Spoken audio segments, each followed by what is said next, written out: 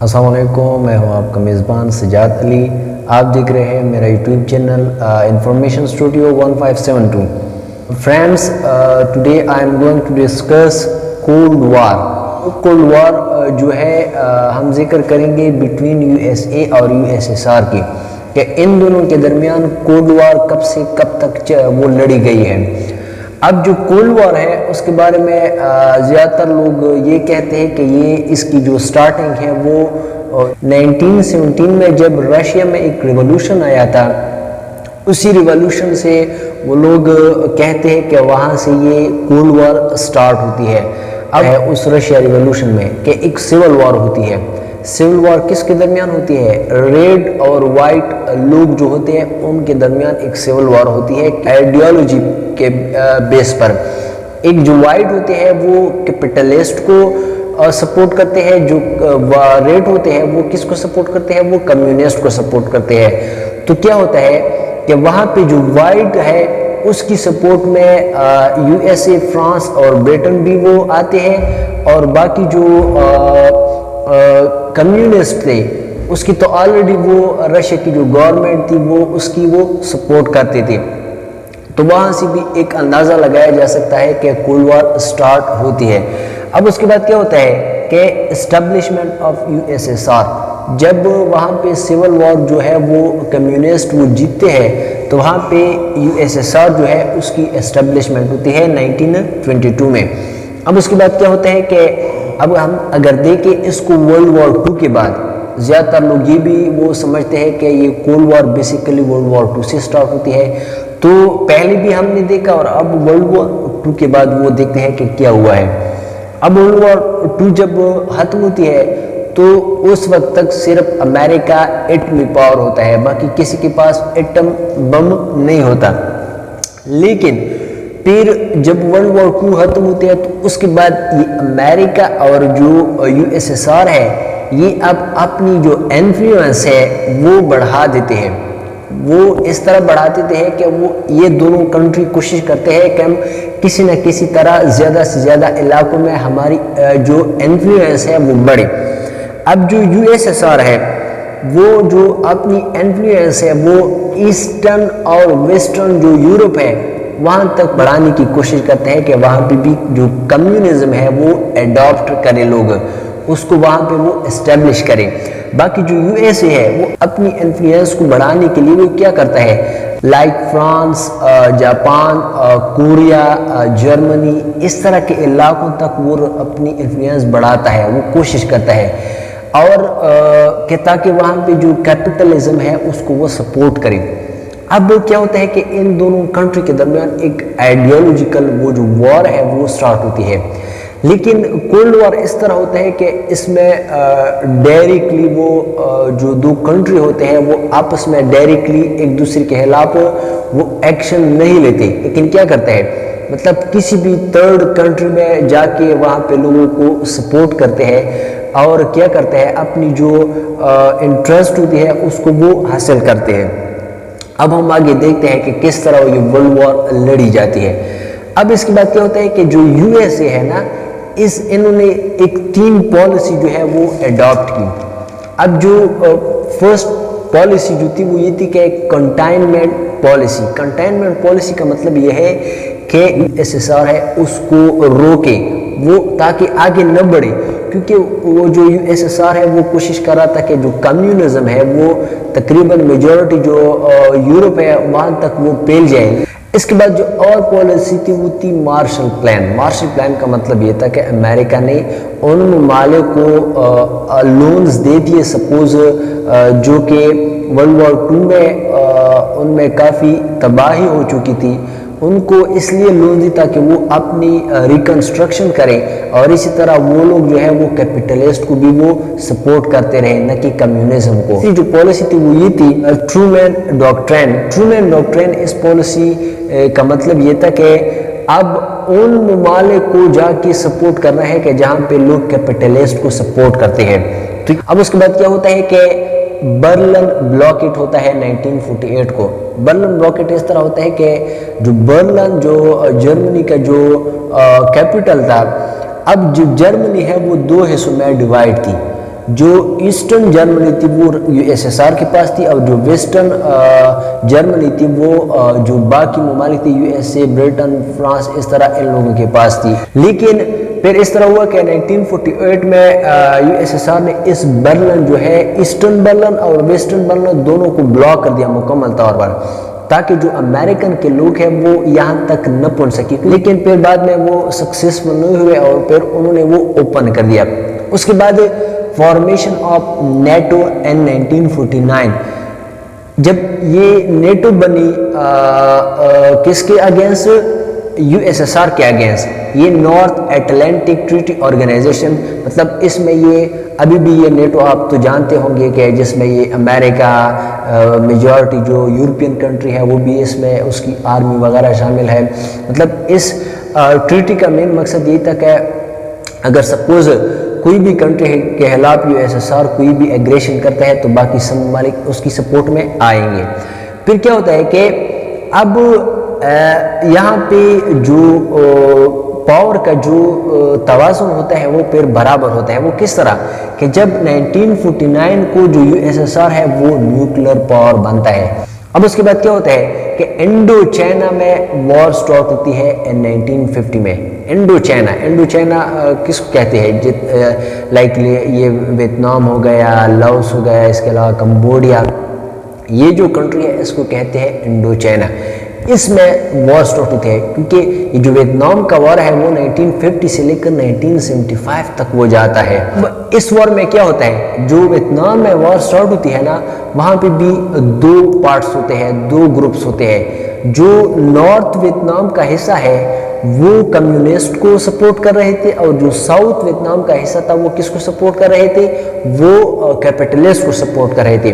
تو امریکہ کا جو ٹرومین پالیسی تھی اس کے بیس پر امریکہ نے وہاں پہ جو گوریلا تھے، جو فائٹر تھے اگینسٹ کمیونزم، تو اس کو وہ سپورٹ کر رہے تھے۔ باقی جو نارتھ حصے میں جو لوگ تھے اس کو کون سپورٹ کر رہے تھے؟ وہ USSR۔ تو اس کو کہتے ہیں کولڈ وار۔ اب کیا ہوتا ہے اس کے بعد؟ کورین وار سٹارٹ ہوتی ہے 1950 میں جو کہ 53 تک جاتی ہے۔ یہاں بھی کوریا میں بھی دو پارٹس تھے۔ اب جو ساؤتھ کوریا تھا اس کو امریکہ سپورٹ کر رہا تھا، اس میں کیپٹلسٹ کے لوگ تھے۔ باقی جو نارتھ کوریا تھا اس کو USSR سپورٹ کر رہا تھا جو کہ کمیونزم کے سپورٹ کے لوگ تھے۔ پھر کیا ہوتا ہے کہ وارسا پیکٹ ہوتی ہے 1955 میں۔ جس طرح نیٹو کی ایک فارمیشن ہوتی ہے 1949 میں، اسی طرح وارسا ایک معاہدہ ہوتا ہے جو کہ اگینسٹ ہوتا ہے نیٹو، جو کہ کرتا ہے USSR، اور اس کے ساتھ جو کنٹری ہوتی ہے وہ ایک معاہدہ کرتا ہے، اس کو کہتے ہیں وارسا، جو کہ 1955 میں ہوتا ہے۔ اب اس کے بعد اسپیس ریس سٹارٹ ہوتی ہے بٹوین دیز ٹو کنٹریز۔ کس طرح اسپیس ریس کہ کون مطلب پہلے اسپیس کو وہ جاتا ہے۔ اب اس میں اگر ہم دیکھیں تو پہلی جو سیٹلائٹ تھی وہ بھی USSR نے لانچ کی، اس کے بعد جو فرسٹ مین جنہوں نے اسپیس میں قدم رکھا وہ بھی USSR کا تھا۔ لیکن تب امریکہ نے وہ جو بازی تھی وہ پلٹی کہ جب انہوں نے فرسٹ ٹائم جو مون جو چاند پر قدم رکھا تو اس پر جو USSR ہے وہ سے امریکہ وہ آگے نکل گیا۔ اس کے بعد کیا ہوتا ہے 1956 میں ہنگری میں ایک ریولوشن آتا ہے۔ ہنگری میں ایک ریولوشن آتا ہے، وہ ریولوشن کس کے خلاف آتا ہے؟ وہ اسٹوڈنٹ لے کے آتے ہیں اگینسٹ کمیونسٹ گورنمنٹ کے۔ وہاں پہ جو گورنمنٹ تھا وہ کمیونسٹ تھا، تو اس کے خلاف انہوں نے جب وہ ریولوشن لے کے آئی، وہ ایون وہ کامیاب بھی ہو گئی، لیکن بعد میں کیا ہوتا ہے کہ وہ USSR وہاں پہ اپنی آرمی بھیجتا ہے، اور کیا ہوتا ہے کہ وہاں پہ اس ریولوشن کو وہ کرش کرتا ہے، وہ ختم کر دیتا ہے۔ تو پھر کیا ہوتا ہے 1956 میں سوئس کینال کرائسس آتے ہیں۔ کس طرح یہ سوئس کینال جو ہے وہ ایجپٹ، وہ مصر میں ہے۔ اب یہ کینال بیسیکلی تھا انگلینڈ کا، اس پر قبضہ کس کا تھا؟ انگلینڈ کا۔ کس طرح انگلینڈ کا تھا؟ کیونکہ یہ جو کینال تھا وہ انگلینڈ نے ہی بنائی تھی، لیکن یہاں پہ جو مصر کے لوگ تھے وہ یہ چاہتے تھے کہ یہ کینال ہمارے پاس رہے۔ جب وہ کوشش کرتا ہے ایجپٹ کی حکومت کہ میں یہ انگلینڈ سے واپس لے لوں، اس پر کیا ہوتا ہے کہ برٹن، فرانس اور اسرائیل کی جو آرمی ہے وہ حملے کی وہ کوشش کرتے ہیں کہ ہم ایجپٹ پر حملہ کریں، لیکن اس پر USSR نے ان تین ممالک کو دھمکی دی دی کہ اگر آپ لوگ پیچھے نہیں ہٹ گئے تو میں بھی اس جنگ میں کود پڑوں گا۔ تو اس پر امریکہ نے کیا کیا؟ امریکہ نے ان تین ممالک کو خبردار کیا کہ خبردار یہ جنگ نہیں لڑنی، کیونکہ ہو سکتا ہے اس میں USSR جو ہے وہ ایٹم بم بھی وہ یوز کرے، کیونکہ اس وقت وہ اٹامک پاور تھا۔ اس ڈر سے وہ جو تین ممالک تھے وہ پیچھے ہٹ گئے اور سوز کینال جو ہے وہ کرائسس ختم ہو گئے۔ اس کے بعد کیا ہوتا ہے؟ نان الائنمنٹ کنٹریز مطلب 1961 میں وہ وجود میں آتی ہے۔ یہ جو نان الائنڈ جو کنٹریز تھی، مطلب یہ وہ کنٹریز تھی کہ نہ تو کیپٹلسٹ کو سپورٹ کر رہے تھے نہ کمیونسٹ کو سپورٹ کر رہے تھے۔ اس میں شامل تھی انڈیا، اس کے علاوہ انڈونیشیا، اس کے علاوہ مصر، اس کے علاوہ چیکوسلوواکیا۔ یہ چار ممالک اس مومنٹ میں شامل تھی کہ ہم نہ تو کیپٹلسٹ کو سپورٹ کریں گے اور نہ کمیونسٹ کو۔ پھر یہ بھی ہوا کہ اس وقت تین ورلڈز جو ہے وہ لوگ کہہ رہے تھے کہ first world, second world, third world, مطلب پہلی دنیا، دوسری دنیا، تیسری دنیا۔ جو پہلی دنیا مطلب فرسٹ ورلڈ جو تھی وہ امریکہ اور اس کے گروپ کو کہا گیا۔ اس کے علاوہ سیکنڈ ورلڈ جو تھی وہ USSR اور اس کی وہ جو الائنس تھی اس کو کہا گیا۔ جو تھرڈ ورلڈ تھا وہ اس جو نان الائنمنٹ جو کنٹریز تھی اس کو کہا گیا کہ یہ تیسری دنیا ہے۔ اب اس کے بعد کیا ہوتا ہے کہ 1961 میں برلن وال کنسٹرکشن شروع ہوتی ہے۔ دیوار بنائی ایسٹرن اور ویسٹرن برلن سے گرد، تاکہ جو ایسٹرن جو جرمنی ہے اس سے چھپ چھپ کے لوگ ویسٹرن جرمنی میں جاتے ہیں وہ نہ جائے۔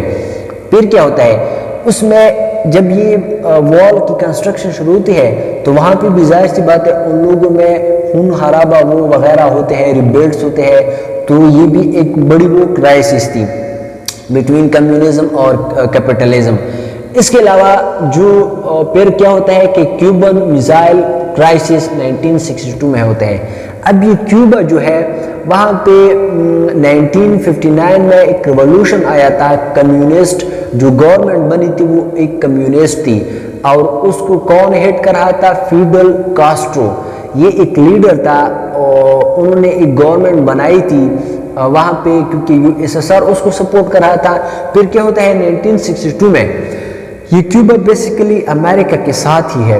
اب کیا ہوتا ہے کہ امریکہ جو ہے وہ اس کیوبا کو 1962 میں بلاکیٹ کرتا ہے، پورے طور پر وہ کیا کہتے ہیں بند کر دیتا ہے کہ نہ یہاں سے کوئی باہر جا سکے اور نہ اندر جا سکے۔ اس پر USSR نے امریکہ کو وارن کر دیا کہ اگر آپ نے اس جو کیوبا کو مطلب وہاں سے نہیں چلے گئے تو ہم کیا کریں گے، ہم بیلسٹک میزائل وہ لگا دیں گے اور امریکہ کو تباہ کریں گے۔ لیکن کیا ہوتا ہے کہ امریکہ نہیں مانتا، اس پر جو USSR ہے وہ اپنی نیوی لے کے آتا ہے، لیکن بعد میں این جو جنگ سٹارٹ ہونے والی تھی پھر کیا ہوا، ان دونوں میں وہ ایک کمپرومائز ہو گیا، ایک صلح ہو گیا، اور امریکہ نے اس کیوبا کو جو بلاک کیا تھا اس کو پھر خالی کر دیا۔ پھر کیا ہوتا ہے 1968 میں پیراگو سپرنگ مطلب یہ ہے، یہ جو چیکوسلوواکیا ہے یہ اس کا کیپٹل ہے پیراگو۔ اب اس میں کیا ہوتا ہے ریفارمز ہوتے ہیں، مطلب ایک ریولوشن آتا ہے، لیکن کیا ہوتا ہے کہ USSR اس کو بھی کرش کر دیتا ہے۔ اس میں کیا ہوتا ہے کہ ایک معاہدہ ہوتا ہے بٹوین USA اور USSR، ڈیٹینٹی پیکٹ 1972 میں۔ اس معاہدے میں یہ کہا گیا کہ جو آرمز ہے اس کو ریڈیوس کیا جائے، اس کے علاوہ جو اینٹی بیلسٹک میزائل ہے اس کو کم کر دیا جائے۔ اس کے علاوہ کیا ہوتا ہے 1975 میں جو نارتھ ویتنام ہے وہ جنگ جیت جاتا ہے، مطلب جو کمیونزم ہے وہ جنگ جیت جاتے ہیں۔ اس کے علاوہ 1979 میں پھر USA اور USSR کے درمیان حالات خراب ہوتے ہیں۔ کس طرح؟ وہ اس طرح جب 1979 میں افغانستان میں ایک کمیونسٹ گورنمنٹ اسٹیبلش ہوتی ہے تو اس کو سپورٹ کرنے کے لیے USSR کیا کرتا ہے 1979 میں افغانستان میں ٹروپس بھیجتے ہیں۔ پھر اس پر USA کیا کرتا ہے، اس پر وہ USSR سے ناراض ہوتے ہیں اور پھر ان کے درمیان پھر حالات کیا ہوتے ہیں خراب ہوتے ہیں۔ وہ کس طرح کہ 1980 میں ماسکو میں اولمپکس وہ ہونے والے تھے، لیکن اس میں USA اور اس کی جو الائنس کنٹری تھی انہوں نے پارٹیسپیٹ نہیں کیا۔ سیم اسی طرح 1984 میں لاس اینجلس میں اولمپکس ہونے والے تھے جو کہ امریکہ کا ایک اسٹیٹ ہے، اسی طرح سیم USSR اور اس کی جو الائنس کنٹری تھی انہوں نے بھی پارٹیسپیشن نہیں کی۔ 1985 میں رشیا میں ایک نئی نیو گورنمنٹ آتی ہے اور اس کا جو پریزیڈنٹ بنتا ہے گوربیچیو۔ یہ گوربیچیو ہے، انہوں نے کچھ ریفارمز لائے اپنی کنٹری میں، اسی سے لوگ کہتے ہیں کہ جو کولڈ وار ہے اس میں کمی وہ آتی جا رہی تھی، پھر بعد میں جو کولڈ وار ہے وہ ختم جاتی ہے۔ اب انہوں نے کچھ ایسی ریفارمز لائے اپنی کنٹری میں، like first time freedom of speech کو لایا گیا، اس سے پہلے نہیں تھا۔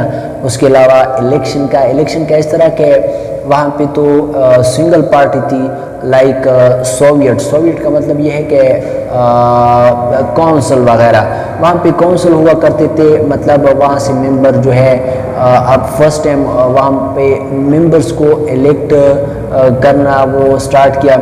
اس کے علاوہ کہ مطلب جو میجورٹی ووٹ جیتے ہیں وہی ممبر وہ سلیکٹ ہوں گے۔ اس کے علاوہ پھر کیا ہوا کہ جو میڈیا تھے اس کی جو سینسرشپ تھی وہ کم کر دی گئی، کیونکہ پہلے جو تھی وہ ویسٹرن جو نیوز تھی وہ وہاں پہ نہیں چلائی جا سکتی۔ اب فرسٹ ٹائم جو میڈیا کو یہ الاؤ کر دیا گیا کہ وہ اس طرح نیوز وہ چلا سکتے ہیں۔